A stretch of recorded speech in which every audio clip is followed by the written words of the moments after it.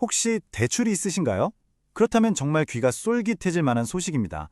인도 중앙은행이 최근 아주 중요한 결정을 내렸는데요.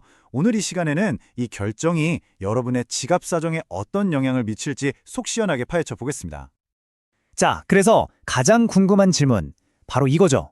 내 대출금 진짜 싸지는 걸까? 이 질문에 대한 답을 지금부터 하나하나 찾아가 보도록 하겠습니다. 네, 그럼 대체 무슨 일이 있었던 건지 그 핵심 내용부터 바로 짚어보겠습니다. 핵심은 바로 이겁니다. 인도 중앙은행이 기준금리인 레포금리를 0.25%포인트 내리기로, 그것도 만장일치로 결정했다는 거죠. 금융계에선 이걸 25 베이시스 포인트 인하라고 부르는데 뭐 그냥 0.25% 내렸다 이렇게 생각하시면 편해요. 그래서 5.5%였던 금리가 5.25%로 내려간 겁니다. 아니 근데 왜 하필 지금이었을까요? 갑자기 이렇게 금리를 내릴 수 있었던 특별한 이유라도 있는 걸까요?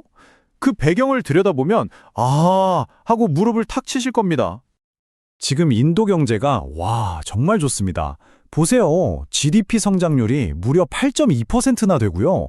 반면에 물가는 1.7%로 확 잡혔습니다. 상황이 이렇다 보니 중앙은행이 자신감 있게 올해 성장률 전망치도 7.3%로 올려잡았어요. 외환 보유고도 아주 든든하고요. 인도중앙은행 총재가 직접 이런 말을 했어요. 지금이 바로 골디락스 시기라고요. 여러분 골디락스 아시죠? 곰새마리 이야기에 나오는 너무 뜨겁지도 너무 차갑지도 않은 딱 좋은 상태. 경제가 바로 그렇다는 겁니다. 성장은 잘 되는데 물가는 안정적이니까 이참에 금리 좀 내려서 경기를 더 살려볼까? 하고 자신 있게 나설 수 있었던 거죠. 자, 좋습니다. 중앙은행이 금리를 내렸다는 건 이제 알겠어요. 근데 그게 어떻게 돌고 돌아서 내 총잔에까지 영향을 준다는 걸까요? 그 연결고리를 한번 쭉 따라가 보시죠. 그 연결고리의 시작이 바로 이 레포금리입니다. 이게 뭐냐면요. 아주 쉽게 말해서 동네 은행들이 중앙은행이라는 큰형님한테 돈 빌릴 때 내는 이자예요. 근데 이 큰형님이 이자를 깎아줬으니 동네 은행들은 어떨까요? 당연히 돈 빌리기가 훨씬 수월해지겠죠. 자, 그럼 이런 연쇄 반응이 일어나는 겁니다. 첫째, 중앙은행이 큰형님으로서 이자를 깎아줍니다. 둘째, 동네 은행들이 싸게 돈을 빌려오죠. 셋째, 은행은 싸게 빌려왔으니 우리도 고객들한테 좀 싸게 빌려주자 하고 대출금리를 내립니다. 그럼 마지막으로 바로 여러분의 매달 내는 대출이자가 줄어드는 거죠. 간단하죠? 자, 그래서 가장 중요한 얘기. 그래서 도대체 얼마나 아낄 수 있는데 실제 내 주머니에 들어오는 돈, 그게 궁금하시죠? 지금부터 그걸 따져보겠습니다. 중앙은행 발표가 나자마자 은행들이 아주 발빠르게 움직이고 있어요. 우리가 먼저 하면서 경쟁적으로 금리를 내리고 있는 거죠. 여기 보시는 것처럼 마하라슈트라 은행이나 바로다 은행 같은 곳들이 바로 금리 인하에 들어갔습니다. 그래서 구체적인 절감액은 얼마일까요? 한 달에 바로 이 금액입니다. 월 800루피. 이게 어느 정도냐면요. 만약 20년 만기로 500만 루피, 우리나라 돈으로 하면 대략 한 8천만 원 정도 되는 주택담보대출을 받으셨다면 매달 10,000원이 조금 넘는 돈을 아끼게 되는 셈이에요. 에이, 10,000원 하실 수도 있지만 이게 20년 동안 쌓이면 무시 못할 돈이 되죠. 근데 여기서 정말 중요한 게 있습니다.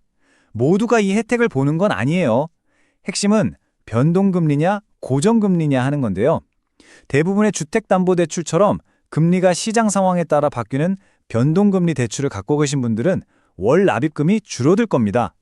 하지만 자동차 할부나 개인 신용대출처럼 계약기간 내내 금리가 똑같은 고정금리는 이번 인하랑은 상관이 없다는 점, 이거 꼭 기억해 두셔야 합니다.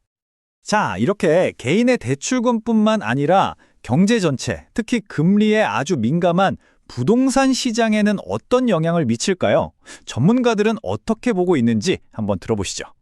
한 부동산 전문가는 주택 구매자들에게 정말 단비 같은 소식이라고 평가했어요.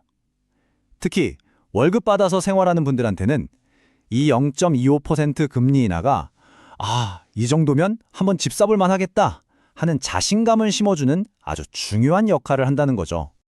또 다른 전문가도 비슷한 얘기를 합니다. 이게 그냥 집을 사려는 사람들뿐만 아니라 투자자들의 마음까지 움직인다는 거예요.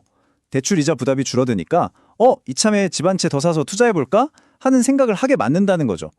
결국 부동산 시장 전체에 돈이 돌게 하는 효과가 있다는 분석입니다. 자, 이렇게 대출 문턱이 낮아지고 있습니다. 인도 경제에 활력을 불어넣는 정말 좋은 기회가 될 수 있겠죠. 하지만 한편으로는 너무 쉽게 돈을 빌리게 되면 나중에 자산 거품 같은 부작용이 생길 수도 있지 않을까요? 과연 이번 금리 인하는 인도 경제에 약이 될까요? 아니면 독이 될까요? 앞으로 우리가 계속해서 지켜봐야 할 흥미로운 질문인 것 같습니다.